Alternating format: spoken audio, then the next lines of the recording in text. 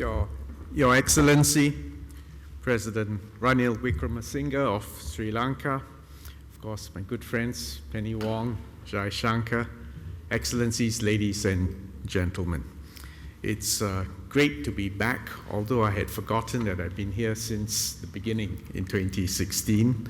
And I want to start by thanking Penny Wong for the warm hospitality. I think she even arranged for the temperature to reach 41 degrees today. But you know what I mean. It's the usual Penny Wong welcome, and we're all very grateful for getting us all together. I should also say today is the eve of Chinese New Year. It's a big deal in Singapore. This is the day when extended families get together for a reunion dinner. So I'm sacrificing that for you. But in a way, we are getting together as an extended Indian Ocean family to look forward to the new year. The theme for this year's conference is very apt: a stable and sustainable Indian Ocean. I'm going to confine my ruminations today to basically two themes. First, the strategic significance of the Indian Ocean, and second, the issue of sustainability. So on the first theme, the strategic significance, I checked the large language model while preparing for my speech today. And the question I asked it was, what is the significance of the Indian Ocean and its relation to the Himalayas? So it's not something which you think about straight away when you think about the ocean and then to ask about the Himalayas. But in fact, the story begins there.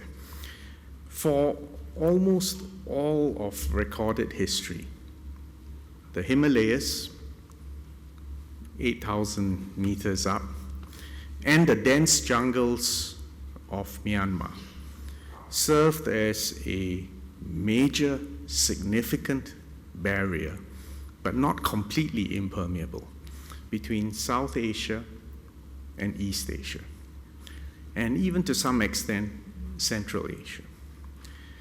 Because of that, you will understand that in fact it is the Indian Ocean which historically has been the conduit for culture, language, religion, trade, and even in more recent centuries, as the vector for colonization. So think about that was a barrier, and in a way, because of that barrier, the Indian Ocean achieved greater salience. I then asked it, how many littoral states are there in the Indian Ocean? The answer came back 26. I quickly checked that Singapore was on that list. Then I asked it the next question: which landlocked countries are dependent on the Indian Ocean? And here it gave me a more nuanced answer. It said it depends on what you mean by depends. And I should share, when I had a bilateral meeting with my colleague from Nepal today. And of course, the largest trading partner for Nepal is India. But if you ask them, the second largest or an increasing partner is China. So then the interesting question became, well, how do Chinese goods reach a landlocked nation up in the Himalayas? The answer, the Indian Ocean. And that's why my friend is here today. So the point I'm making is that the Indian Ocean has great historical, linguistic, cultural, economic significance. The second sub-point about the Indian Ocean is to appreciate that, in fact, there are choke points in the Indian Ocean. So where are these choke points? Well, the first is in my part of the world, because if you want to get to East Asia, and assuming you don't want to go over the Himalayas, you have basically two alternatives. You come through the Straits of Malacca, and the pivot point for the Straits of Malacca is Singapore. And the alternative is the Sunda Straits between Java and Sumatra. As luck would have it, when the Suez Canal was opened, the shortest route between Europe and China and Japan, in fact, became the Straits of Malacca because you didn't have to sail all the way south around the Cape of Good Hope. Now, I mentioned the word choke points because if you fast forward to today and what is happening in the Red Sea and the stuff that the Houthis have been lobbing at ships, it's a stark reminder that choke points exist and continue to be salient for the Indian Ocean.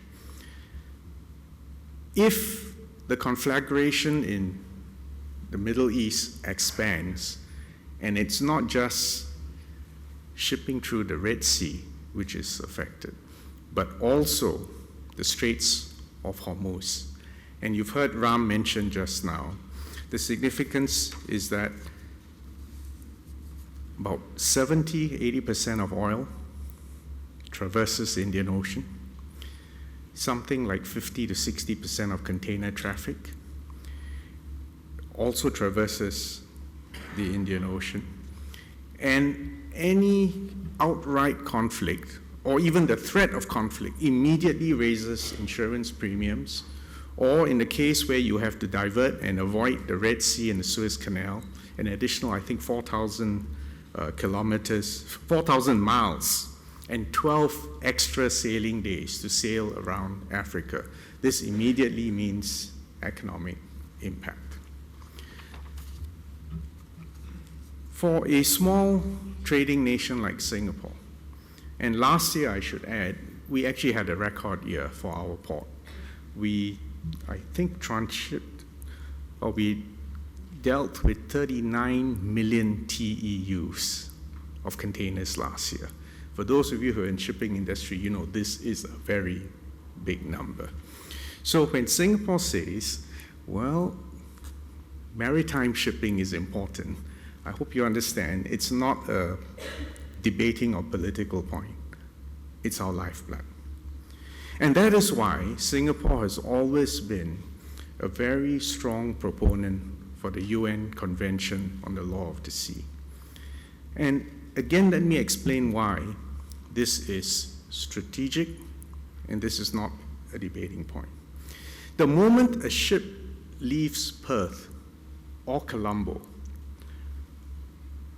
or Mumbai or Singapore, that ship does not have to seek permission from anyone or pay rental to anyone to decide where it's going to call, wherever it is in the world. That is the legal and economic significance of freedom of navigation. Even if you have to traverse territorial seas or straits used for international navigation, you assert the right of innocent passage, you get to go through, you pay no one, you seek no permissions. Now, this is critical even today for economic lifeblood. There's another factoid which is worth remembering, which is if you take a moderately large ship that traverses the Suez Canal today, in fact, the largest ship that traverses the Suez Canal today takes 24,000 TEUs. But let's just settle for about 18,000 TEUs, which is a more average number. If I asked you to unload all those containers onto a train, the trick question is, how long does a train need to be to carry all the containers off one ship? And the answer, more than 100 kilometers, which is clearly impractical. Again, this emphasizes the importance of the maritime shipping, and that even in this day and age, there is no substitute for maritime shipping, and therefore maintaining the right of freedom of navigation as a right, not by grace of the littoral state, remains absolutely essential. We believe that this is a right that needs to be affirmed, reaffirmed, and we need to hang on to this. For all of us here from littoral states and landlocked states that depend on maritime shipping, This is something which is non-negotiable. Let me now move on to the second theme, on sustainability. It's a sobering statistic that last August, the average sea surface temperature reached a new record of 21 degrees centigrade. I asked more specifically about the Indian Ocean, and it also said, well, 2023 was a record year for the average sea surface temperature. And if you don't believe me, go and visit my good friends in the Maldives, and those of you who have been there in the past. The Maldives is a place where you can see for your own eyes coral bleaching.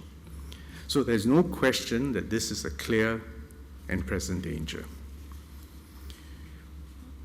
On our part in Singapore, there are a couple of things which we have done at the international stage. Apart from participating in the negotiations that led up to the Paris Agreement and to subsequent COP meetings, last year we co-sponsored the resolution put forward by Vanuatu, seeking an advisory opinion from the ICJ, the International Court of Justice, to lay out the national obligations on protecting Earth's climate and the legal consequences for failing to do so. I think there are many developed countries that would be very nervous of this resolution, and more importantly, if and when the ICJ comes up with a ruling. Nevertheless, we felt that this was important, and this is important for low-lying island states like Singapore and my many Pacific Island friends, where it's an existential issue. And it goes beyond coral bleaching. It even goes to the point of when many states are at real risk, not just of flooding, but of complete submersion. Last year, we also participated in the successful conclusion of the BBNJ Treaty. This is the treaty on the sustainable use of marine biodiversity in areas beyond national jurisdiction. It's a landmark achievement, and we're very glad that it was a Singaporean ambassador for the oceans and the law of the sea, Ms. Rina Lee, who presided over these successful negotiations, and it will provide a critical boost for global efforts to protect the marine environment. Third subpoint on this theme, Singapore is also seeking partners for collaboration on green shipping corridors. This allows us to contribute to developing standards, best practices, and the technology needed to support decarbonization, digitalization, and sustainable growth of the maritime industry. Specifically in the Indian Ocean, Singapore is contributing to what has been called the Silk Alliance Initiative. This is an initiative that aims to enable zero-emission shipping across the Indian and Pacific Oceans by green corridor clusters, including focusing on a baseline fleet that predominantly bunkers, and obviously we hope will bunker in Singapore as well. We believe that we need to find collective solutions that brings everyone on board and leaves no one behind in order to achieve a sustainable Indian Ocean. So let me conclude that since the IOC was launched in 2016, we've been able to keep attention focused on maintaining the Indian Ocean as a zone of peace, of development, and increasingly also focus attention not just on the security aspects, but on the sustainable aspects. Final point to remember is that if you think about the history of the Pacific Ocean and the Indian Ocean, one fortunate thing that has not yet happened in the Indian Ocean is that we haven't had an all-out naval carrier-based battle, as opposed to what happened in the Pacific Ocean in the Second World War. Fast forward to today, I think this achieving peace and stability in the Indian Ocean has become even more salient, not less. And our suggestion is maintaining a rules-based global order, negotiating international treaties, complying with those terms, seeking peaceful resolution of dispute, of disputes and preparing for a sustainable future are critical.